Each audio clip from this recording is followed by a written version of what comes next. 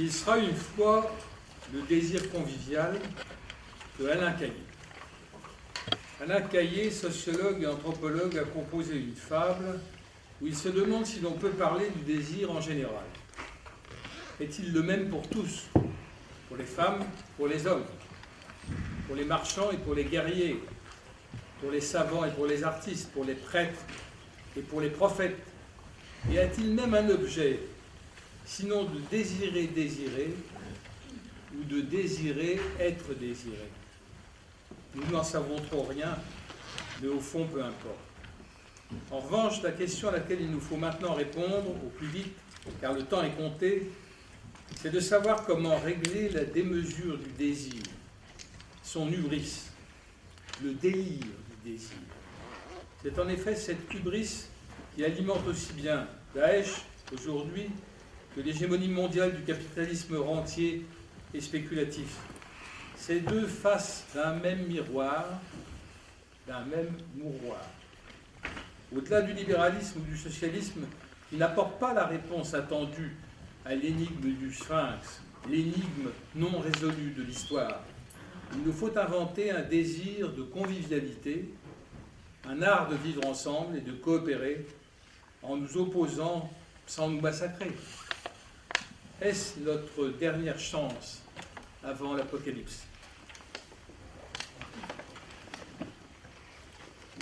Nous sommes le 20 décembre 2050, à la veille des vacances de Noël. Et M. Wu Edward Bembe, professeur d'histoire de la civilisation mondiale à l'université généraliste de Brazzatown, débute son dernier cours du trimestre en rappelant à ses étudiants ce dont ils étaient convenus. Résumé en 3 grands tableaux comme des arrêts sur image, le processus qui a permis à l'humanité, contre toute attente, de renouer avec la dynamique de civilisation et de faire régner la paix sur l'ensemble de la planète. Ibrahim, Sarah Hakim.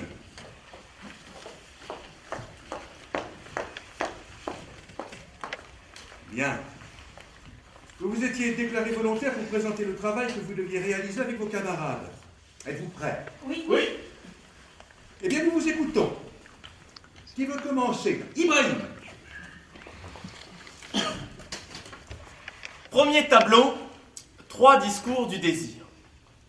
Saint Augustin, dans son traité de la Trinité, raconte l'histoire suivante.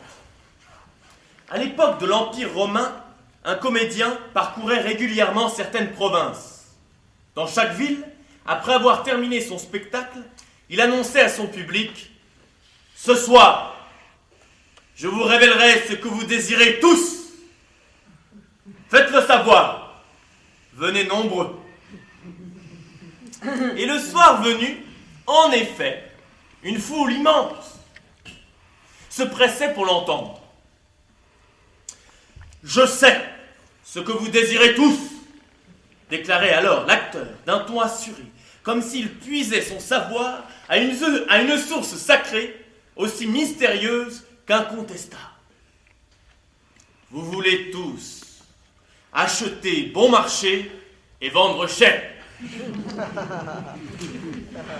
À ces mots, la foule entière, ravie, éblouie, devant tant de pénétration, s'exclamèrent « Oui, c'est bien vrai, c'est exactement cela.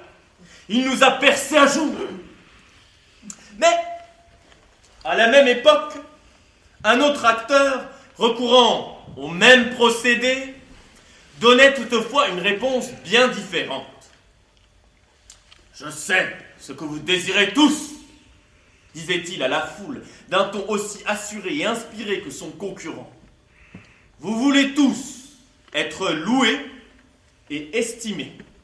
Vous désirez qu'on vous aime, qu'on vous honore, qu'on vous révère. » À ces mots, la foule entière, ravie et éblouie face à tant de perspicacité, s'exclamait « Oui, c'est bien vrai, c'est exactement cela. Il nous a percé à jour. » Un troisième acteur, aux allures de prophète, tenait cependant un autre propos encore. On m'a rapporté ce que vous disent les histrions, qui parcourent votre province et qui vous trompent avec leurs belles paroles et leurs sophismes. Sachant que vous aspirez tous au bonheur, que peut-on souhaiter d'autre en effet? Ils tentent de vous faire accroire que vous pourriez y accéder en trompant votre prochain pour acheter au meilleur prix possible et vendre plus cher qu'il ne se doit. Ou bien encore que vous pourriez trouver le bonheur en vous efforçant de gagner les bonnes grâces du plus grand nombre par des manœuvres serviles et dégradantes. Mais qui ne voit que ces réponses sont absurdes et fallacieuses? Si vous voulez tromper les autres, vous serez trompé par eux. Et il n'y a pas plus instable que la faveur populaire. Loué et adulé un jour, vous serez méprisé et voué à l'opprobre de tous le lendemain. Non!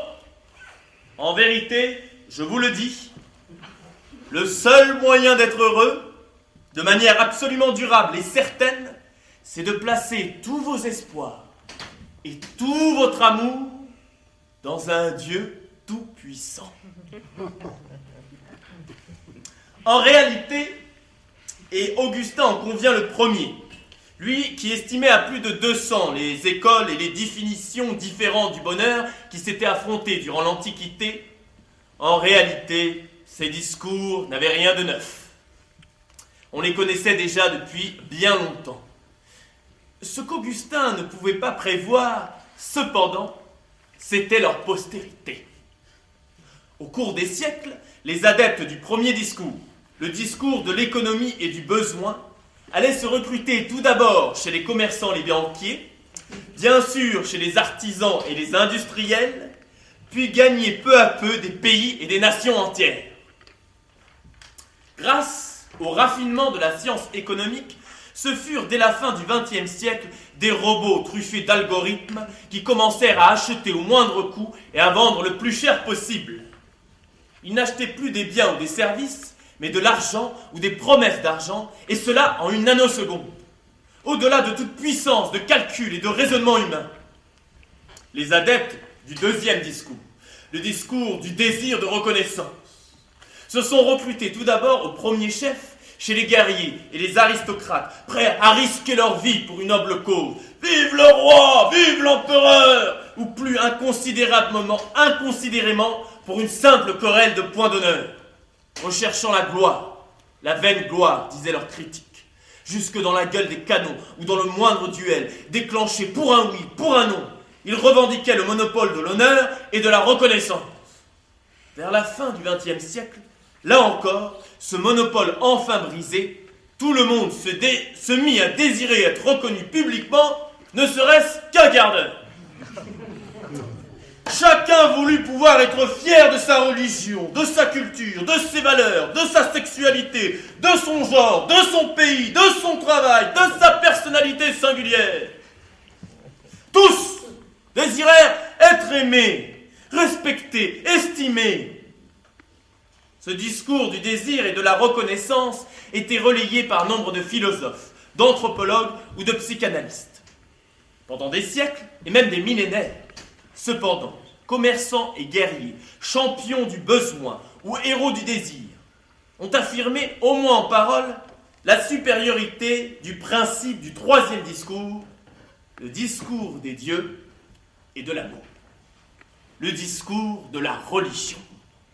Dans le royaume des idées, guerriers et commerçants cédaient le pas aux prêtres, aux pontifes, aux prophètes, quand bien même ils exerçaient en réalité le pouvoir sur eux dans le royaume de la richesse ou dans celui des armes et de la force. C'est au nom des dieux que les guerriers combattaient, en évoquant les préceptes de la religion, même si le plus souvent, ils n'étaient animés que par leur seul plaisir de se battre ou par l'espoir de trouver la gloire, ou bien, plus prosaïquement, la richesse que procurent les rapines.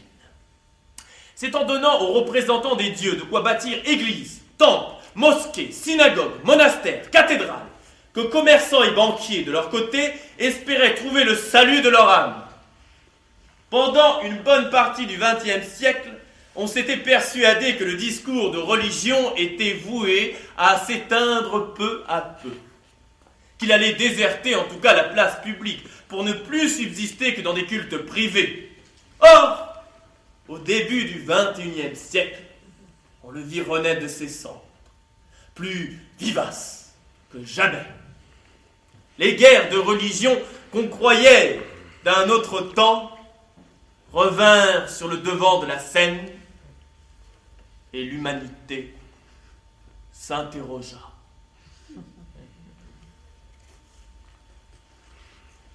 Très bien. Excellent. À toi, ça. Merci, Ibrahim.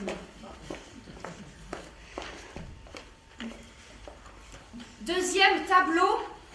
Et si c'était la fin des temps?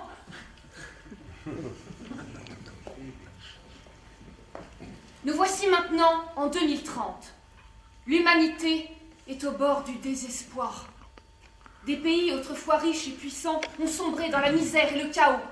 D'autres, au contraire, qui étaient pauvres, se sont enrichis en un premier temps, puis ont vu leur développement s'arrêter. Il n'y a de toute façon plus assez de sources d'énergie, de matières premières pour soutenir une croissance durable. Dans nombre de régions du globe, l'air est devenu irrespirable, au moins un jour sur deux.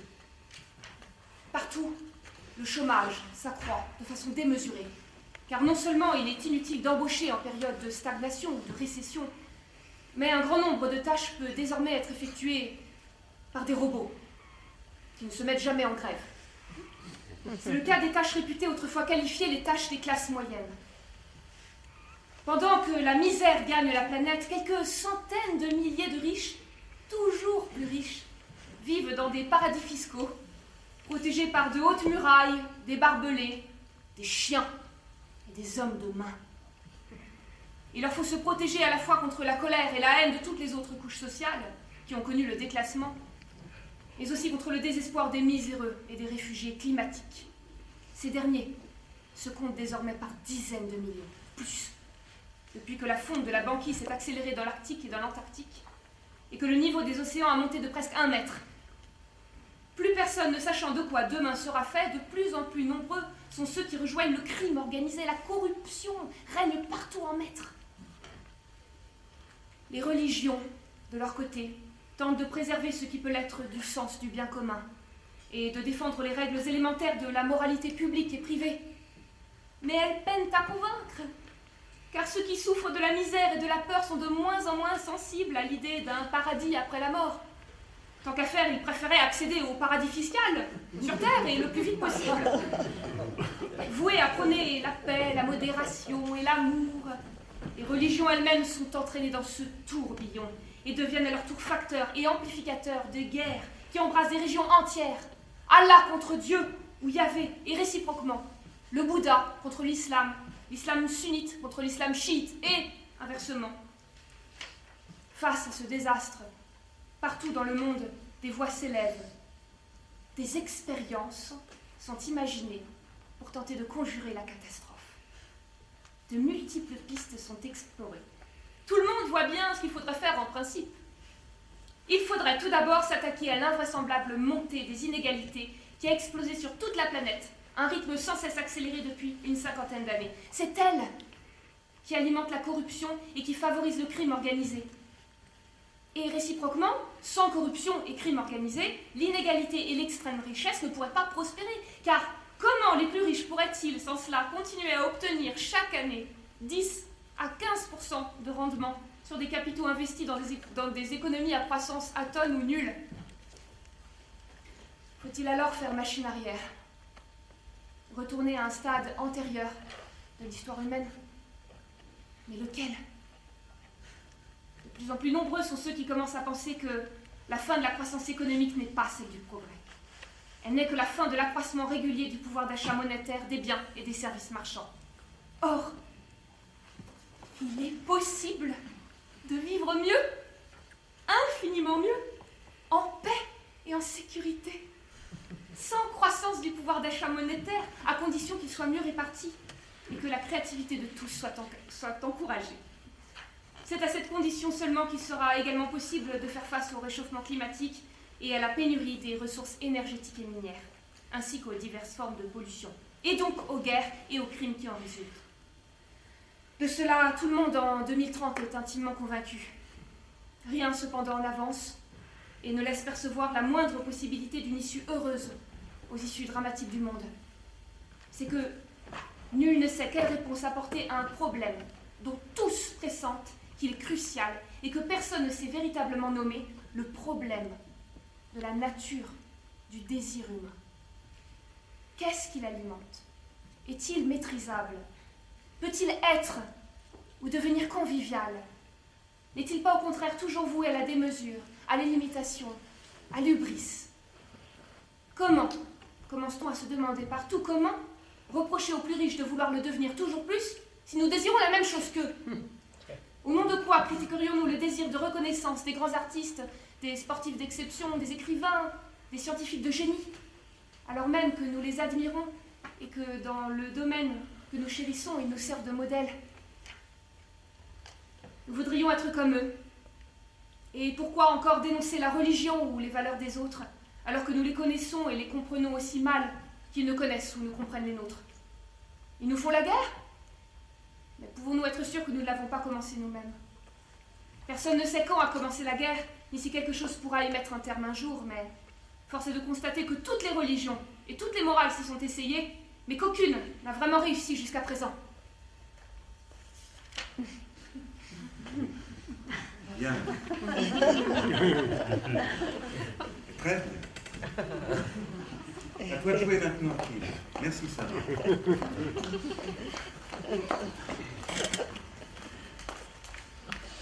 Troisième tableau, le symposium du désir.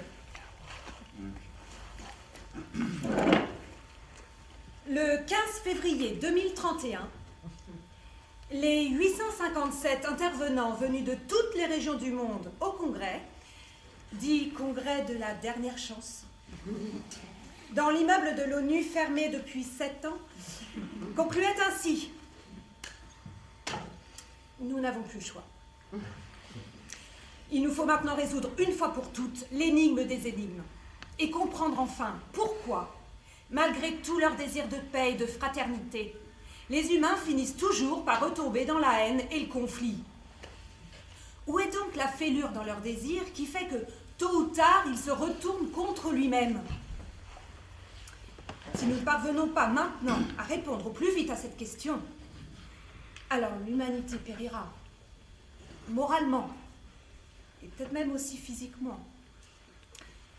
Par une décision votée à l'unanimité, le Congrès décida de convoquer 9 représentants de chacun des 3 discours du désir que les congressistes avaient identifiés comme les plus pertinents et les plus plausibles. Le discours du besoin et de l'économie, le discours de la quête de reconnaissance et le discours des dieux et de l'amour. Les conditions imposées aux 27 champions étaient drastiques. Confinés dans un logement spartiate et réduits à une nourriture frugale, il leur était interdit de sortir de la maison dans laquelle ils se retrouvaient claustrés. Ils ne retrouveraient leur liberté que le jour où ils se seraient mis d'accord entre eux à l'unanimité. Faute de pouvoir y parvenir, ils pourraient voter en faveur d'une des 2 autres conceptions du désir que la leur. Celle qui recueillerait le plus de voix serait déclarée gagnante et on tenterait d'organiser la coexistence des humains sur cette base. Comme on pouvait s'y attendre, pendant plus de 3 mois, ce ne furent que railleries, admonestations et quolibets échangés entre nos 27 héros, chacun pointant les faiblesses logiques des uns, les inconsistances des autres, ou montrant à quel point la réalité démentait leurs hypothèses de départ comme leurs conclusions. Jour après jour, des alliances insolites se formaient, à front renversé pour terrasser un adversaire commun, et puis se défendaient le lendemain pour s'inverser le surlendemain. Chacun taxait, et même au sein de son propre camp, d'idéalisme pétifiant, de matérialisme borné, de niaiserie, d'empirisme mal placé, transcendantalisme improbable, d'a priorisme injustifiable, de cynisme insupportable. angélisme grotesque et bien d'autres amabilités encore. Jamais autant d'intelligence et de subtilité n'avaient été déployées pour démontrer la sottise des autres.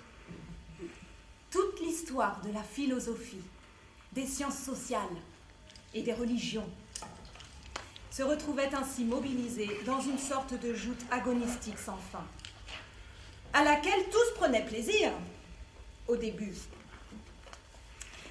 Mais on n'avançait pas d'un pouce. Et peu à peu, les participants commençaient à se lasser de ces échanges stériles. L'espoir de vaincre se faisait toujours plus improbable, alors que pourtant les différences entre les uns et les autres, qui avaient semblé au début si immenses, si inconciliables, apparaissaient au fil du temps des plus ténues. Le 103e jour, une économiste, un philosophe et une personnalité religieuse qui avait évoqué cette possibilité en partageant un thé insipide, proposèrent qu'une commission de 3 membres fasse le point et esquisse une hypothétique motion de synthèse. Leur proposition fut accueillie par un soulagement général et ils furent aussitôt élus pour composer cette commission. Tant d'arguments déjà avaient été échangés durant ces 3 mois, tant de discussions approfondies, qu'ils ne furent qu'à moitié surpris d'aboutir en quelques jours à un accord sur 3 séries de propositions qu'ils présentèrent devant l'Assemblée générale des délégués, après plusieurs navettes auprès de leurs amis respectifs. Voici comment il est possible de résumer leurs 3 conclusions. Tout d'abord, il n'y a pas lieu d'opposer absolument les 3 conceptions du désir qui s'affrontent. Chacune englobe et interprète les 2 autres et est interprétée et englobée par elle. Au-delà de la sphère étroite du besoin, c'est le désir d'être reconnu et celui d'être en règle avec les dieux ou les entités invisibles qui alimentent le désir de possession.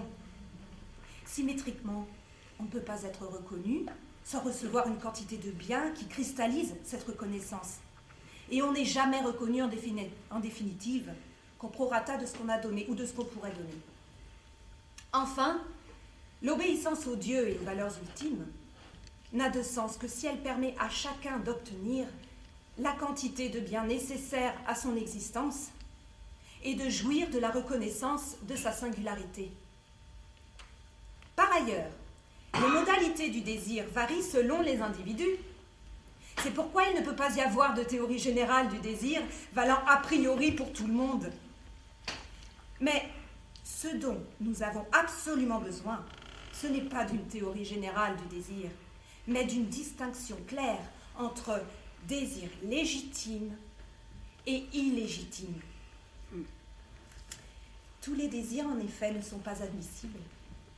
Et il faut donc bien que ceux des humains qui en sont la proie apprennent à céder sur la part délétère de leurs désirs.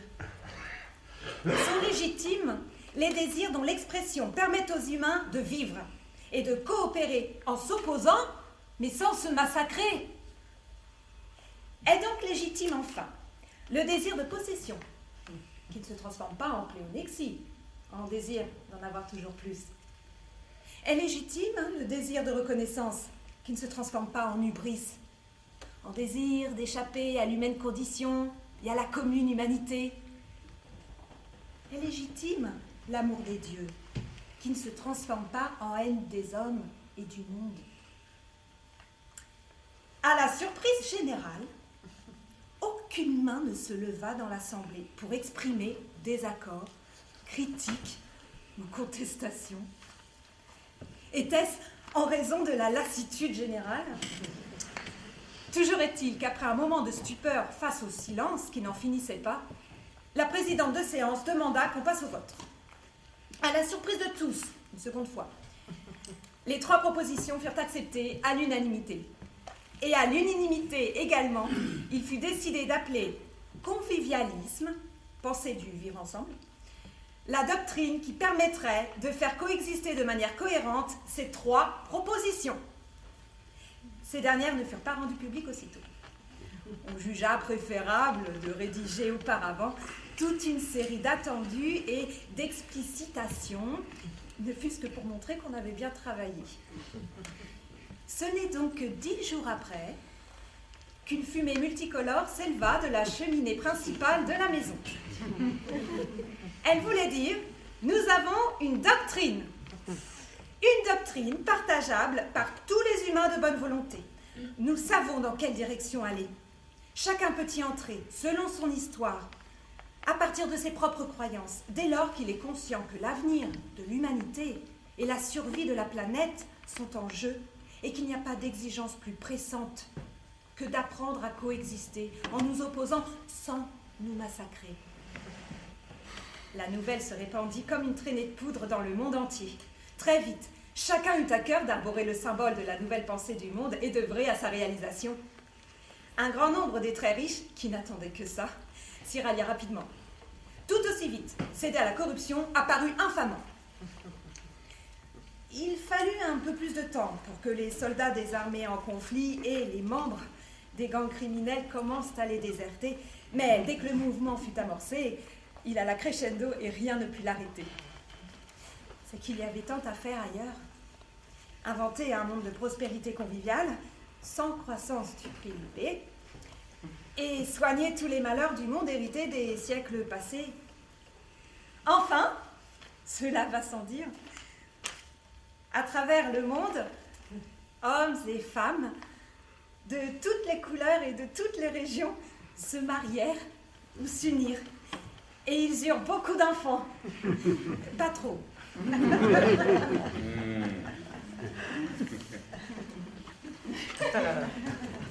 Parfait. Jeunes gens, vous avez bien travaillé. On s'y serait presque cru.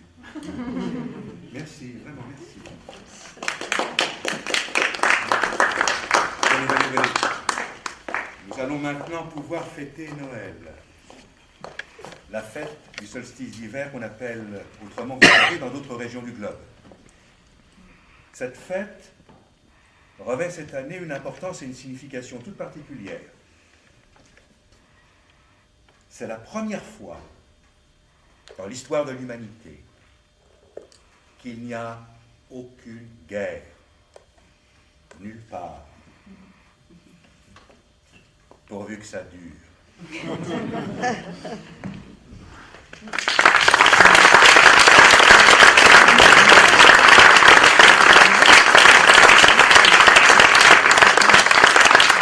Pendant quelques jours, comme ça, en fin de saison, eh bien, flambe en quelque sorte le désir. Voilà.